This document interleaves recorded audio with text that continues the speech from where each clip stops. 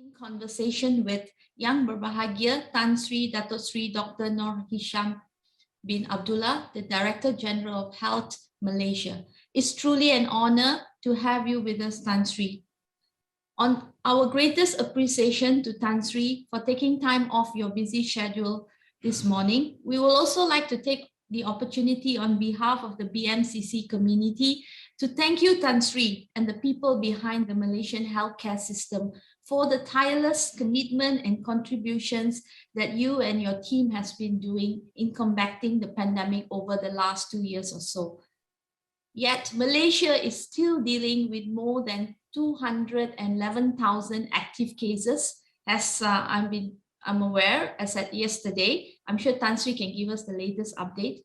And we are so glad, Tan Sri, and proud that Malaysia is one of the best vaccination rate, has one of the best vaccination rates in the world, which has resulted in less severe infections within the community and reduced the burden on the public healthcare system. Malaysia is set to reopen the borders tomorrow on 1st of April, a decision much welcomed by the business community. When the announcement was made, everyone was so excited and welcomed the announcement. But there are still many concerns and questions on the top of everyone's mind. Hence, we very much look forward to hearing from Tan Sri directly regarding the lessons that we have learned in dealing with the virus and the outlook for the country in the endemic phase. I'm sure today's session by our esteemed guest speaker will be very insightful and valuable to all of us.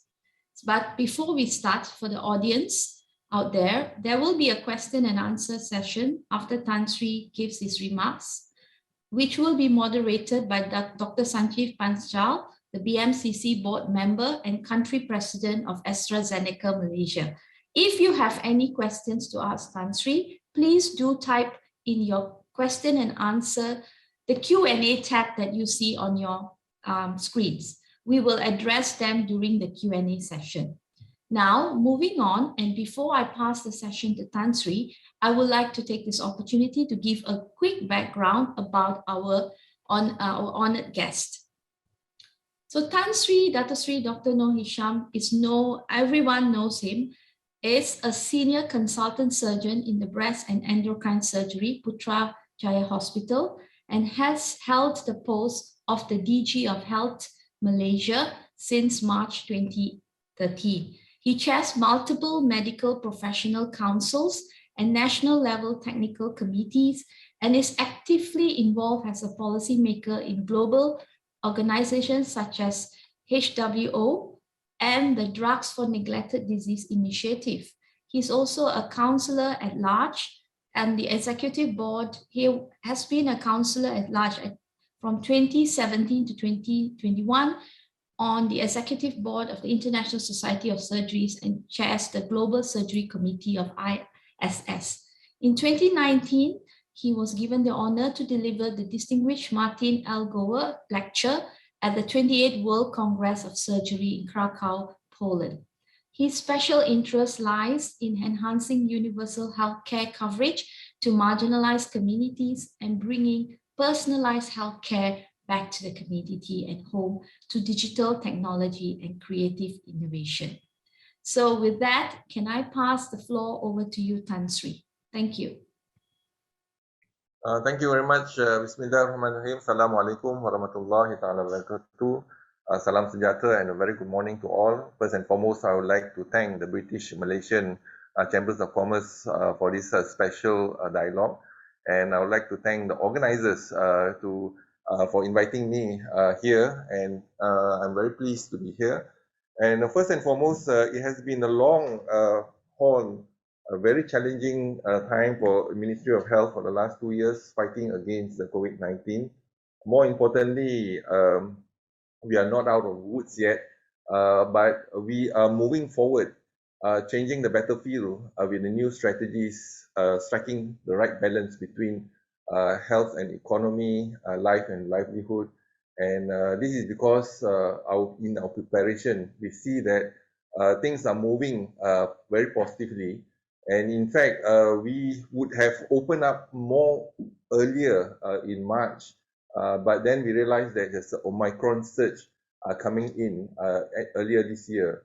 However, we predicted that the surge will peak somewhere in early March or until mid-March, and certainly the data that shows daily data that we have showed that the cases are coming down, which means the peak we had was about 33,000.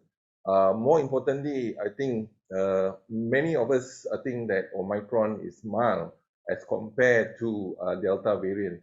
But having said that, if you look into Hong Kong, although there's an Omicron surge, there's the hospital admission is increasing, and also increased fatality. Likewise, what we have experienced way back in August and September during the Delta surge, which means in our country, because of the high vaccination coverage, the positive side is that it is because the vaccine works. That's why we are seeing the impact of Omicron that is very mild in this country, and 99.5% of the daily cases in stage 1 or stage category 1 or 2, which is asymptomatic or mild symptoms. Now, if we look globally now, as of 29 March 2022, almost 481 million people globally have been infected, and with 6.1 million deaths has been reported, of which to date, globally, 11 billion doses of vaccine have been given, but mainly in developed countries. Lower middle income countries still far from achieving a good coverage. So I think it is our responsibility to look into all countries must be vaccinated. Otherwise, there will be opportunity for this virus to continue to mutate, and there may be a new variant.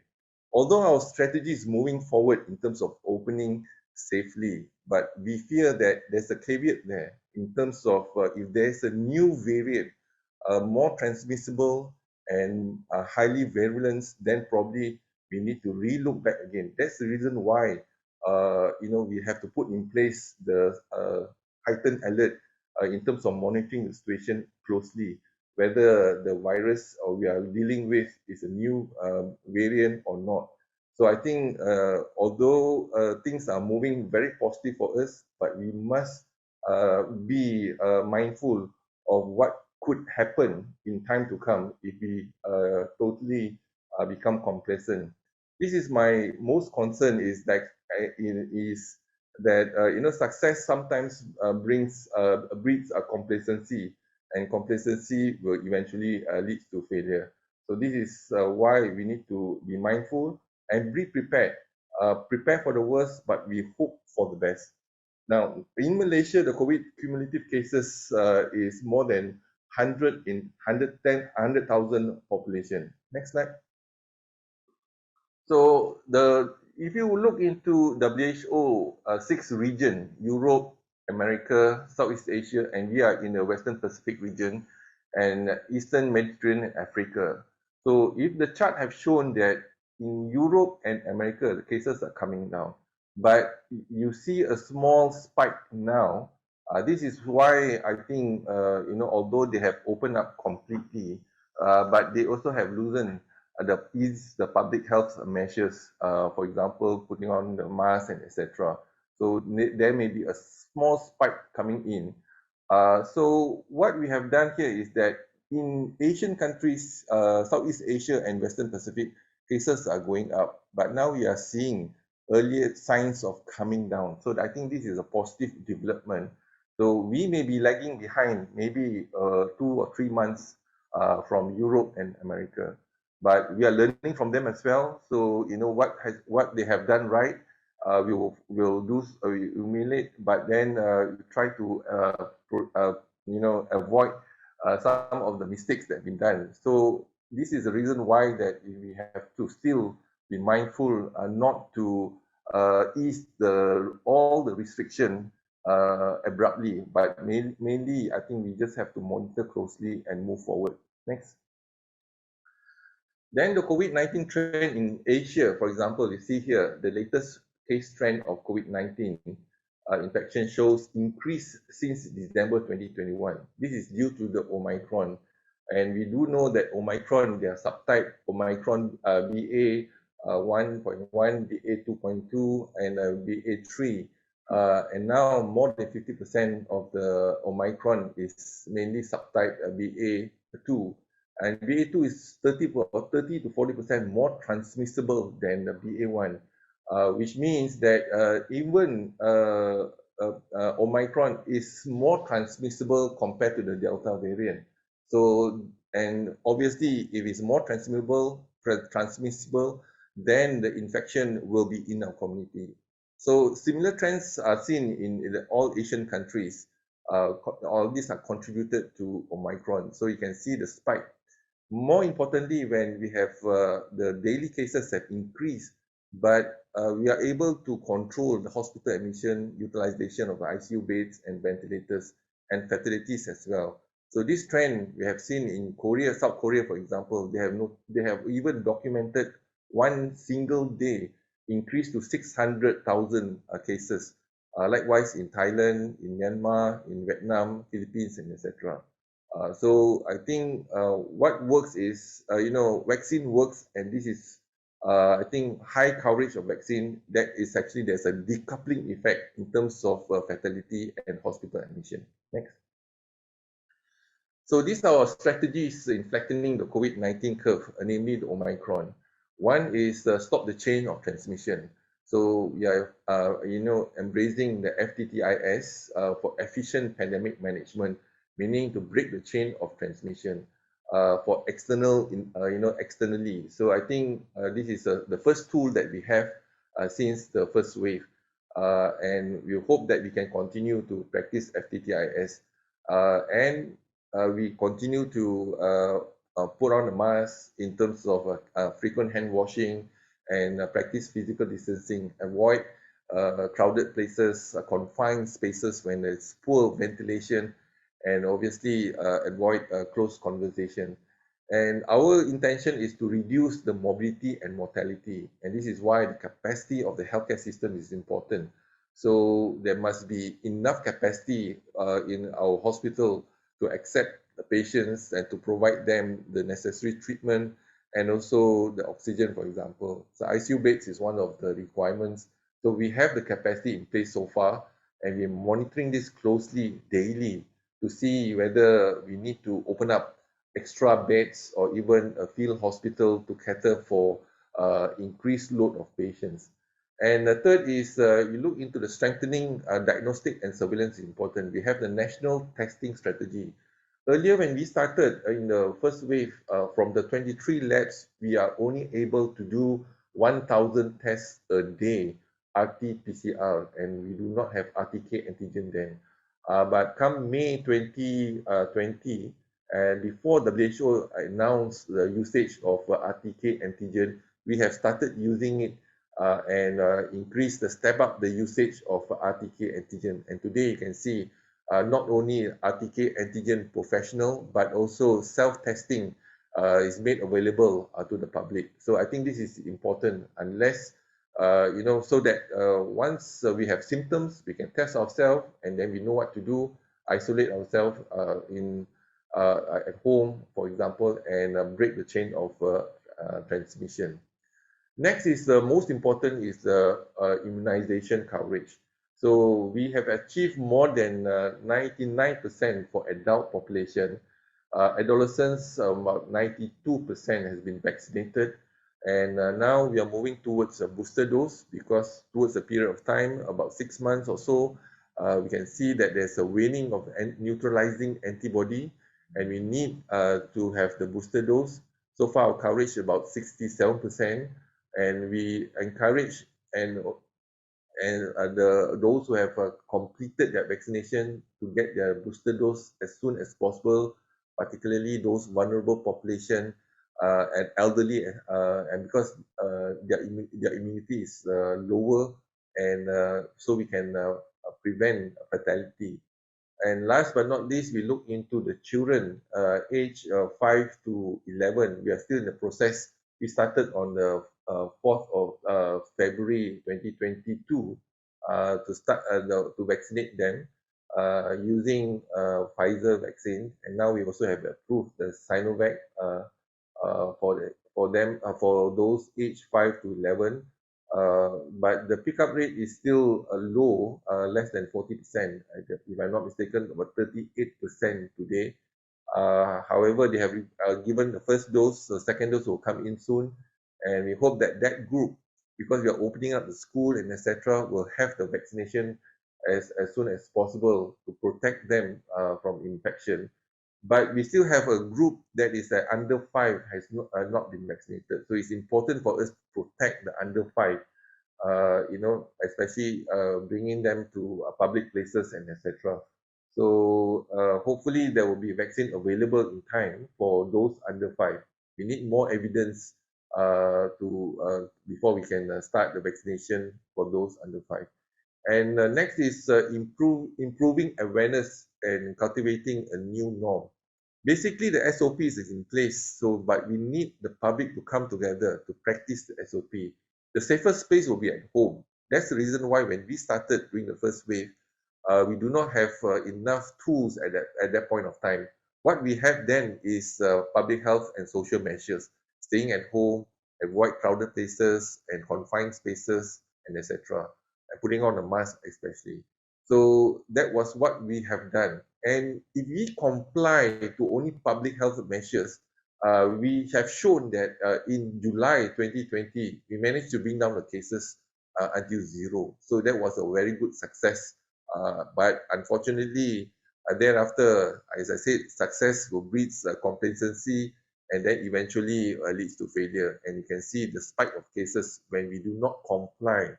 So now we have better tools. We still continue to use the public health and social measures, and we have the national testing strategies, enough testing capacity for all of us, and we have a very good vaccination coverage. Plus, we do have an antiviral now, and oral antiviral as well as IV antiviral, which means if you are admitted to the hospital, we can treat you and stop the progression to a more severe form of COVID-19, that is category 3, 4, and 5. Last but not least, we look into the strengthening of mental health and psychosocial support. We do know that, in terms of the lockdown have impacted the country's economy, socially, and even our education system. But that's the reason why we need to strike the right balance between health and economy, between health and education and politics, and strike the balance between life and livelihood. So we are not only facing health crisis, we are also facing the economic crisis. We are also facing the political crisis as well as the social crisis. So this is and during this pandemic, I think it brings people together. So once upon a time, we say to everyone that every ministry is the health ministry, but obviously now this pandemic has proven that working together with other ministries. So health is the most important sector. Health is the wealth of the country. So this is a multi-sectoral involvement in terms of a whole government and whole society approach, public-private partnership coming together for us to fight against COVID-19. This has been done since the first wave, and we also need to look into the legislative ordinance and national policy, and we started implementing the emergency ordinance then, and hopefully we can control the situation much better. But we need to bring the people together, the human resource, logistics. It's not under the on the shoulder of the Ministry of Health only, but all ministries, public and private, coming together. So again, this has opened up opportunity and also in the crisis, opportunity for us to relook back our health system in terms of the financing and the use of a digital transformation. For example, SIMCA, e-COVID, and obviously MySejahtera. We started with a very simple apps.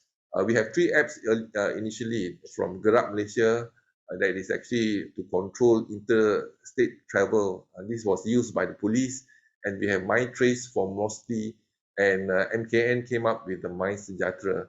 And obviously, last 2 years in this crisis, we have learned a lot, given us the opportunity to develop MySejahtera to become a very sophisticated apps to help us in terms of giving appointment, geolocation, and giving information and nudging us for the vaccination and etc. And the system must be in place not only for this pandemic COVID-19, but looking into the monitoring and evaluation of our system. So although in the past we do have experience to handle SARS-CoV-1 or SARS, MERS-CoV, as well as H1N1, but we do not adapt this new technology, the digitalization of the software, so and to enhance our public health measures. I think from that experience that we had, and then now we are trying to transform public health measures to be more efficient, to manage mass population and identify quick identification and also measures being taken. So I think for us is to having this experience will teach us to be prepared in time to come for the next pandemic if there's any. Thanks. Next. Can I have next slide, please? So if you were to look back in the COVID-19 chronology and the distribution in Malaysia, so we have the first wave, 22 cases been documented. Namely, the first wave was documented from Wuhan virus. That was in 2019 in December. We heard about the outbreak of the virus in China, and sure enough, we wait for this news. And once China released the genomic sequences, straight away we prime our lab to be prepared using the genomic sequences and to test the new virus that is from Wuhan.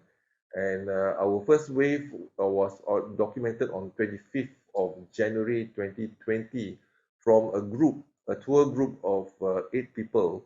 2 of them were infected and were admitted to Singapore, and they crossed over to Johor Bahru, and we were informed by our counterparts in Singapore that 2 cases were positive.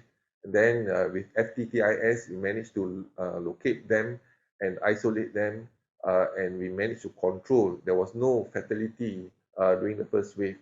And then there was a period of 11 days, 2 weeks without any cases being reported. The second wave started when we have a gathering in Sri Petaling Mosque. 15,000 people have gathered from all over the world, and we believe that, and also the genomic sequences today have proven that the virus mainly coming from Indonesia then, and 692 participants were from Indonesia. And we were informed by our counterparts in Brunei that one of the participants who attended this meeting in Sri Petaling was detected positive. By the time we went down to the ground on the March the 6th, it was too late because the meeting already adjourned, and most of the participants already returned back to their respective states and district, and also back to their respective country, for example, in India and etc. So at that point of time, India is still free from COVID-19 infection. So we know that within 2 weeks there will be a surge of cases in Malaysia, and we told the Prime Minister then, and on the 18th of March we started the lockdown for 2 weeks, at least to control the spread, because most of the participants comes from the rural areas. So from Perlis until Sabah. So, and sure enough, within the period of 4 weeks of lockdown, we managed to bring down the cases. And in May, we started to open up, and June and July, we saw cases coming down. and 3 days we have documented 0 cases then. And the third wave started with the PRN Sabah. And during that period of time, you can see when started the third wave, the daily cases were very low.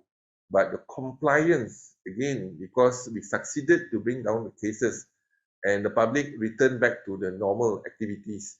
And this is where we seen the spread of the COVID-19 started in Sabah and to the whole Malaysia. And it became the peak in August 2021. And that's where we can see there is actually a new variant replacing the Wuhan virus now. And this is where, local cases as well as imported cases been documented, and the surge of cases to a maximum of 24,600 cases on the 26th of August 2021. And high admission to the hospital, so much so at that point of time we do not have enough beds. We have to repurpose some of the wards, surgical wards and operating theatre to become the ICU and etc. That was a real challenge for us because we do know the virulence, the severity of Delta variant was very high as compared to Wuhan. And but we also have started the vaccination on the December 24th of February 2021, and then we scale up because the first phase was mainly for the healthcare workers and those elderly, and then we move on to the public, and we increase the vaccination in certain places, and then we can see the impact of the vaccination cases started to come down. But at the end of December 2021, again, we have documented our first Omicron variant. And subsequently, you can see 2 months later, the spike of cases much higher than Delta variant during the third wave, and to the peak of 33,000 cases. But the good thing is that we see a coupling effect in terms of high daily cases, but the admission is reduced as compared to the Delta variant. Fatality has been reduced as well. So, and now I think we have passed the peak of Omicron variant, and as predicted much earlier, 2 months ago, we expected the peak to be somewhere around March, but now the cases are coming down. I think that's a good sign, and it is about time for us to open up all our borders. Next. Now, this is our COVID-19 latest situation as of 29th of March 2022. You can see here that we have 4.1 million people being infected. Yesterday's local cases 14,965, of which 250 were imported cases, and majority of them, 97.2% positive cases were quarantined at home. Initially, during the first wave, we admit all cases into the hospital, and then we monitor them and we test them. So at that point of time, we have no knowledge of this virus. That's the reason why I think when we know and understand about this virus, then we can adjust in terms of our strategies to combat this virus. So now we are comfortable to manage them at home, 97.2% on home quarantine, majority of them category 1 and 2. And in PKRC, we have 0.4%, and which means these are cases that need not admit to the hospital but need to be observed because of the high risk or vulnerable population being infected. And the hospitalization is only about 2.3%. ICU utilization is 0.1%, and the ventilated patient is 0.1%. So we still have the capacity to manage the patient, and we have more tools now in terms of using antiviral, oral as well as IV. So the recovery rate yesterday was 24,000, more than those infected. So if we have a high recovery rate and less positive cases, then the R0 will continue to decline. And deaths, double digit, 64 cases, including brought in death 14. But perhaps before the pandemic, our BID brought in death to the hospital is about 30 to 40 cases a day. Likewise, I always mention this stroke. We have about 90 to 120 cases a day before the pandemic, which been diagnosed with patient diagnosed with stroke. But now, most of them, during this period of time, during the pandemic, if they have stroke, they always blame the vaccine. And, as I said earlier, more than 99% of the adults already been vaccinated. So that's the reason why I think we must be thorough in terms of the cause of death of the patient. Next. This is the R naught reproductive number. It was increasing since 28th of December to 1.4 and 1.5, which means if 100 people get infected, the next cycle there will be 150 people. That means 1.5. So it continues to escalate. But the good sign is that the R naught has been below 1, which means there will be a decline of cases, decrease of cases of about 10%. So we hope that today is 0.89. If we have an R naught of 0.5, that means if we have 100 people infected, the next cycle will 50 people, and then 50 become 25, 25, and continue to decrease in the cases.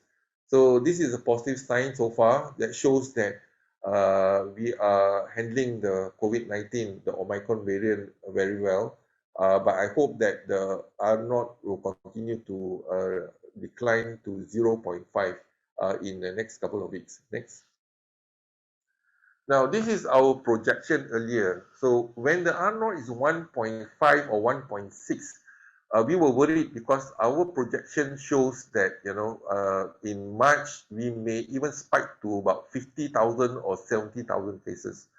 Bank Negara predicted about 50,000. So, but we have put on our public health measures and using all the tools that we have, try to control the infection and bringing the R naught back to 0.89 today. So you can see that the graph on the right side is that so the cases are coming down now. So we are not in the red zone. We are coming into the beige zone, and hopefully is 0.95 will be the blue zone. That will be the best. If we can bring it to 0.89, below 0.9 for next couple of weeks, then cases will continue to decline, and then we are managing and also controlling the infection. So this is a transition towards endemicity. Endemicity means the virus is still in our community, but we managed to control the infection well in the community. So we think that the virus, we need a heightened alert in terms of to monitor the cases. If there's a spike of cases, then we need to increase the activities, control activities in that region rather than the whole state or the whole country. Next.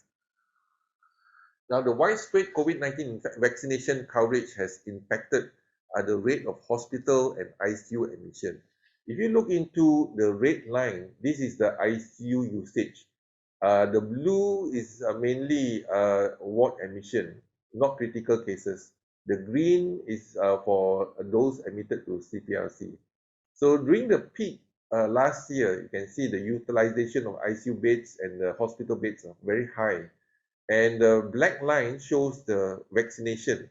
So when we had the vaccination increase, capacity surge of vaccination in the Klang Valley and the whole country, then you can see the cases admission to the hospital is decreasing. And the dotted line, the black line, is mainly the booster dose.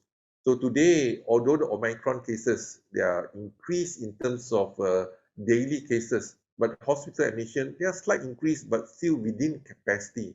So we hope that now we have signs to show that ICU utilization, ward admission, as well as the admission to PKRC is decreasing.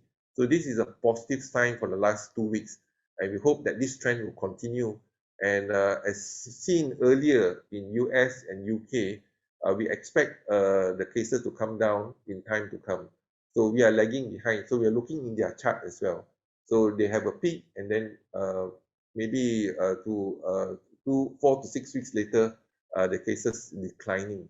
So we are seeing this trend now, and this is a positive development for our country. Next. Now, the admission to the hospital by clinical categories, you can see that although 0.5% category 3, 4, and 5 daily been documented, 99.5% category 1 and 2. But if you look into the hospital admission, category 1 and 2 is 61%. Why? They are admitted mainly, number one, because of their high-risk group for observation, because they have other diseases like diabetes, hypertension, or they're admitted to the hospital for some procedures. But when we screen them, they are detected positive. This is why we need to isolate them as well. So majority of cases, category 1 and 2, incidentally detected positive when they were admitted to the hospital. Then category 3 to 5 is about 34%. So 38.4%. So that's the reason why I think we managed to look into the admission, and we know the capacity in our hospital, and we have the past experience in terms of increasing the capacity, repurposing some of our wards, and also to introduce a field hospital near to our hospital that will actually decongest admission and utilization of ICU beds. Next. Now, COVID-19 death rate by epidemiology week. So you can see that in earlier, our fatality rate is 0.59%. And now, as of 27th of March 2020, the average COVID-19 case fatality rate in Malaysia for the pandemic is 0.85. But the latest now is 0.24. So that shows that the fatality rate is decreasing. During the peak, the current fatality rate is lower as compared to the peak of Delta variant last year. It was 2.06. So I think this is again positive development because the vaccine works. That's the reason why we are seeing less fatality as compared to the past. Next.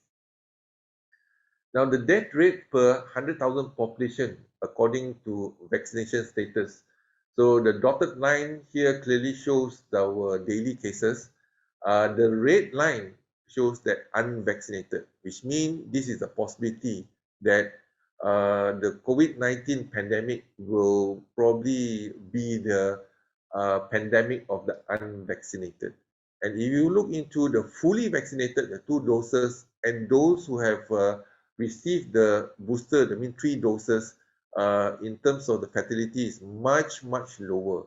So this is the reason why we are encouraging our public to step forward to have their booster dose if possible, especially those in a vulnerable population. And vaccination works in terms of bringing the fatality rate down, reducing the hospital admission and the ICU utilization. Next. Now, the COVID-19 variant detected at the Malaysian International Gate, you can see that trend. The gray bar column mainly is the Delta variant, and the red column detected end of last year, December, is the Omicron variant. But then you can see in January, the Omicron variant and the Delta variant were in our community.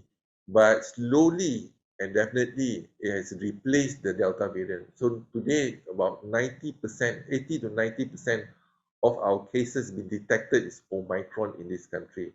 Delta variant has been replaced. In a way, it's good because Delta variant is more severe as compared to Omicron. But Omicron is more transmissible. Now that Omicron subtype BA2 is more than 50% in our country, which means they have 30 or 40% transmissibility as compared to Omicron BA1. So that's the situation we have today, and hopefully I think we can take advantage of this Omicron to control the infection better using all the tools that we have. Next. Now, this is the important decoupling effect. When you look into the Delta peak in August 2021, it is associated with the high admission to the wards, high utilization of ICU beds, as well as high utilization of ventilators, plus high fatality rate. Now, Omicron peak is different, although it's much higher than the Delta peak in August 2021. The peak, August 2021, the peak of cases, daily cases, 24,600. But in Omicron peak, 33,000. But the hospital admission, death and utilization of ICU beds much less as compared to the Delta variant. So we see this phenomenon that is actually decoupling effect. So we did expect initially whether this is a coincidence or it caused consequences on from the success of the vaccination. So this is a positive sign that shows that our people been protected with the vaccine. Next. So the decoupling effect, despite seeing increase in daily new cases and hospital admission, the vaccine shows effectiveness in protecting the vulnerable population from getting severe form of infection. Hence, we are seeing a small number of admission to ICU and low case fatality rate. And the decoupling trend is expected to continue. So we have been monitoring this decoupling trend for the last couple of months, and it shows a positive sign and is surely that our health system are better prepared and have the capacity to manage patient with severe form of patient. So because of that, I think we decided that it's time for us to open up safely our border, and as well as to reconnecting our people, and it's about time after a long gap of 2 years. So why? Because we have achieved some form of herd immunity. Initially, when we started, there are two approaches. One is the preventive and control approach, which we have adopted, and the other is the herd immunity approach. Why? The herd immunity approach means that you allow the population to be infected, and once they are infected and recover, they have a natural immunity. But this was a very dangerous approach at that point of time. We do not know about the virus, and vulnerable population, once they are infected, they succumb to the infection. So there's high fatality rate as seen in Sweden and EU, even in UK initially. So that's the reason why earlier we were using the preventive and prevention and control approach. And now that we have more tools in terms of vaccination, giving the immunity, then once we have achieved more than 95%, then probably that's the way forward for us to move on, because Omicron variant is still responsive to the current vaccine. And that's why I think once we have the herd immunity approach, we are ready to open our border. Next. So this is the current vaccination status by states, the booster dose for adolescents and children. So you can see that for the whole country, in terms of the booster dose, it's only 66.6%. So we need to really step up the booster dose among the adult. And for children vaccinated, first dose, only 37.1%. So overall, I think we still, although our coverage of vaccination for adults more than 97.5%, that is good enough for us to move forward to opening up our borders and also all sectors. So this is why now we think that we can strike the balance to open up the economy now when our population is being protected and vaccine really works. Next. So reopening Malaysia safely, learning from other countries' experience, we must continue to have continue the mask mandate, practice physical distancing where possible, keep a good personal hygiene, improve the ventilation system, and reopening safety is the key. So I think we also look into this chart from Europe, for example. They have eased the public health and social measures. And because of that, we are worried that there will be a spike of cases in time to come. But although there are a spike of cases, maybe their hospital admission is less as compared to us, but they have a better capacity in terms of to manage their patient. So again, this is something that, as I said, a new battlefield, a new strategy, but we keep our tools, in terms of our public health measures in place. We continue to perform the testing when we have symptoms, and continue to vaccinate those unvaccinated yet, or to provide booster dose to those have been vaccinated. And last but not least, we continue to provide good antiviral if they are admitted to ICU management, etc. Next. So these are 7 components in preparing Malaysia into the endemic phase, or reopening safely to live with the COVID-19. One is we have one SOP with 9 recommendations. So, rest assured that we try not to confuse the public. There's only one SOP with 9 recommendations. Second is a heightened alert system. Although we are opening up, there must be a mechanism to monitor the cases, the genomic sequences of the virus, the surveillance in the population, so that we know the situation, and we can manage if there is actually a spike of cases.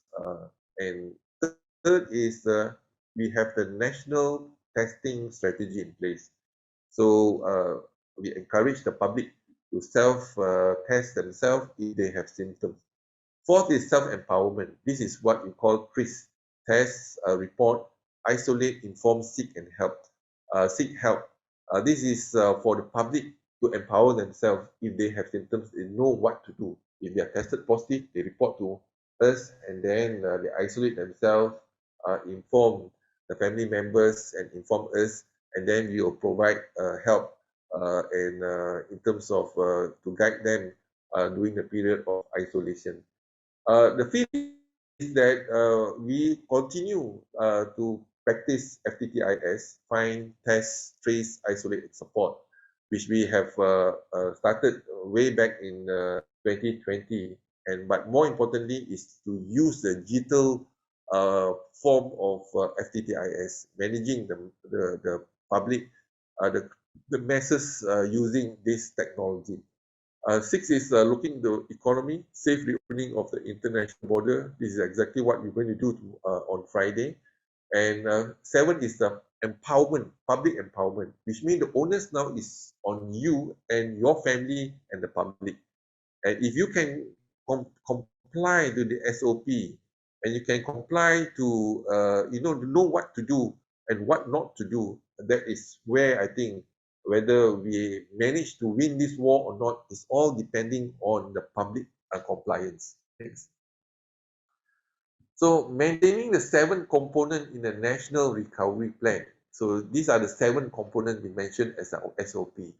1, utilizing My Sejahtera mobile app. So if you have scanned, we make using technology, we can actually monitor the situation at ground level. Second, mask mandatory, which means still compulsory to wear a mask in public and confined spaces. But in open air, for example, we have given exemption. For example, you are doing exercise, evening walks and etc. You need not wear a mask. Ensuring physical distancing, again, at least 1 meter. Try to stay away. If it's a close family members, fine. You mean you're staying in the same home. But if not, someone that you do not know who they are, where they are from, and etc., it's better for you to have the physical distancing of at least 1 meter. And more so, bringing your children in public places, crowded public places. Your children below 5, they are not protected. So you need to have external protection. This is where the physical distancing is important, or even avoid from bringing them to crowded public places. And fourth is ventilation. I think this is important for us to have good ventilation, open up the windows, and to let the air flows. And this, why? Because this virus is airborne, and I think ventilation is important. And the fifth is a vaccination requirement in certain activities. So we try to, vaccination is not mandatory, but we encourage those vulnerable population to come forward to get their vaccine and their booster dose. And six is COVID-19 testing, follow the national testing strategy. Last but not least is regular hand washing and general cleanliness.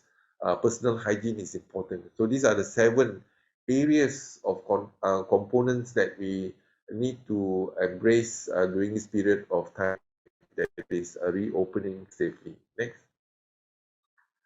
That's about all. I think more importantly now, some of our healthcare workers has been on duty for the last 2 years, and some going beyond the call of duty.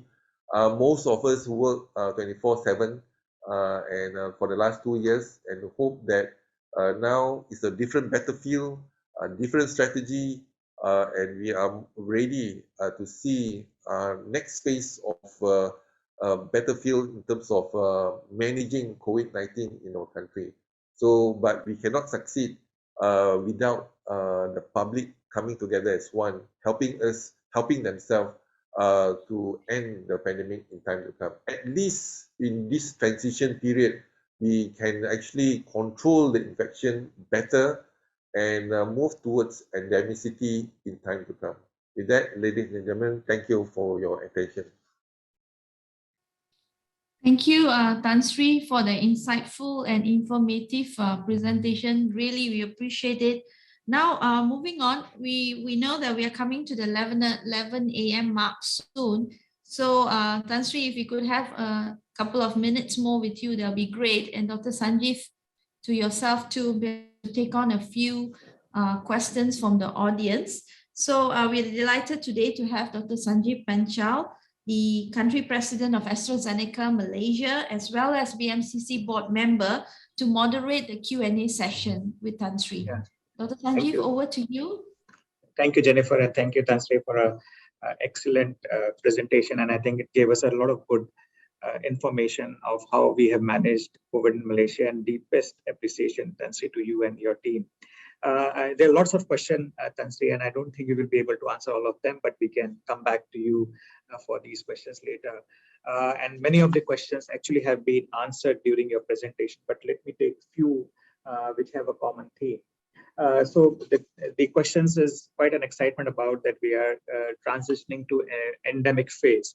So one of the question is, how much time do we think we would take to get into endemicity? And what could reverse the situation and the caution we need to take during the transition? So that's one theme of the question. Thank you for the question. At the moment, I think we are moving toward a transition period to endemicity. Endemicity can only be announced by World Health Organization because they announced the pandemic, and whether it's end of the endemicity pandemic or moving towards the endemicity, I think more importantly is for us to manage and control the situation much better. So I think if we comply with the tools that we have, for example, the public health measures, the national testing strategy, and the vaccination, I think we are there. Plus, we have the capacity now in the hospital, we can maintain that, and we also have the antivirus, so we can manage the patient if you are infected, severely infected, for example, and to stop the progression. But there's a caveat. The caveat is that if there's a new variant, which is more transmissible, more virulent than Delta variant, for example, so then we will need to step back and re-look back again how we manage this. But the tools that we have over the last 2 years, the experience that we have learned will put us in a better position to manage the next variant, for example. And we know what to do and what not to do. And this is why I think, again, the public, the communication with the public is important, and then they understand the situation, where we were, where we are now, and how are we going to move forward. You know, from the start, we anticipated these two problems that we're going to face. The two challenges, that's one. Managing the virus is one. and also managing the viral of the fake news, misinformation, for example, in the social media and etc. This is another challenge for us. So again, engagement in terms of sharing the information with the public and to know what to do and what not to do. So I think we hope that we will open up, reopen safely, and then we can move forward and towards endemicity. Thank you, Leslie. Other questions are also around the vaccination for children. I think there is a very good primary series and then booster, but children vaccination is still low. There's some questions around that. How do we encourage this further? And the other one was also around how do we get more people, higher number of people getting boosted as we reopen. So children vaccination is a question which is coming up. Yeah, I think the evidence that we have today is vaccination among the children 5 to 11 years old.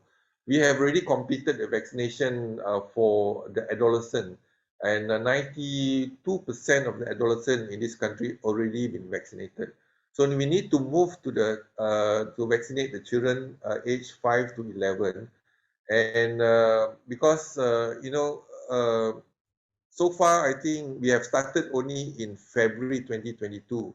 So about 37% of the children aged 5 to 11 has been given the first dose of the vaccine. So they have not completed the vaccination yet. But they are they are going to school, and this is where they'll have to risk infection in school. So I think the first is we need to work closely with the Ministry of Education and use school as a hub for vaccination and informing the children's how to prevent and also comply to the SOP. And we need to also address the parental concern about the COVID-19 in terms of the side effect and etc. But more importantly is that we are worried because if the children been infected, there's a possibility, and we do not know which group will develop the MISC. There is a multi-system the MISC multi-system syndrome in children. So this is something that we really have to look into to prevent, because if they have the MISC, that will cause severe infection and they can succumb to this MISC in time to come. So that's the reason why we try to encourage the children aged 5 to 11 to have their vaccination. But those under 5, there's no vaccine yet, although there are clinical trials being done, but we have not approved any vaccine for those under 5. So for 5 to 11, we have 2 vaccines. There's a Pfizer as well as a Sinovac vaccine available for them. So, and third is we look into how we can improve the access and equity of vaccine to the children. So we are trying to use school as a hub for vaccination, and we started to have this outreach program to the community. But our take is that now the vaccination rate among the Malays are the lowest as compared to the Chinese. Even Orang Asli are much higher than those compared to the Malays. But the infection rate, the highest is among the Malays. 70% of the infection rate among the children among the Malays. So I think our focus group is in the Malay community to encourage them to come forward to have this vaccination. Thank you, Tansri. I think, Tansri, there are some questions around that when we are getting to transition to endemicity and people going back to offices, and there were some capacity number of people who can come to office. Will there be new SOPs from transition to endemicity and guidance like from MITI for the employers who are from BMCC? Yeah, in terms of the SOP, we try to simplify the SOP. We realized that in the past, there's so many SOP and very complex. So we try to simplify the SOP, one SOP with 7 components. namely, in terms of utilizing the mobile app. There's one in terms of barcoding, where you go and etc. And then mandate the wearing a mask, practice physical distancing, ensure good ventilation in your office or even the factories and etc. And then vaccination, obviously. So like you want to go you want to go to Singapore, for example, you need to complete the vaccination status. Likewise, when you go abroad, so they also many countries require the vaccination certificate that you have completed the full dose of vaccination, and as well as the testing strategies that we have in place, plus personal hygiene. I think these are the 7 components. Very easy, very simple. One component cut across, whether it's a factory, schools, malls, or etc. So you practice 7 components with one SOP. Thank you, Tansri. There's one common question around, will there be also the 4th dose for people who have been boosted? So there are a lot of questions around these in this theme from the BMCC members. Yeah, for those, the 4th dose now, a few countries have done the 4th dose. So when we review the data, there's marginal in terms of benefit at the moment for the whole population. But certainly for those high risk elderly and those with immunocompromised, this group probably may require the 4th dose, but not for the whole population. So rather than focusing on the whole population of the 4th dose, let's focus on the 3rd dose first. Now only 67% of the 3rd dose have been given to the population, but there's still 23% needed in the vaccination. So let's focus on them. But certainly we do understand that those high risk group may go for the 4th dose, but not for the whole population, because very marginal effect and effectiveness for the whole population at the moment. Yeah, thank you, Tansri. I think that's summarized a lot of questions. One question from the BMCC, and we saw from your profile, Tansri, that you're special interest in enhancing universal health coverage to the marginalized communities and bringing personal health care back to the community with digital technology. And Tansri also mentioned about the multi-sectorial involvement of public-private partnership. So we have members from BMCC who represent healthcare, higher education, and digital technology industry. It's quite a widespread from for British Malaysian Chambers of Commerce. So anything you would want to suggest, how can we strengthen as we get into the endemic phase? Well, I think the first we have to highlight is that we have, this pandemic, COVID-19 has disrupted the health services of our country and many countries. And therefore, we do have a backlog of non-COVID cases.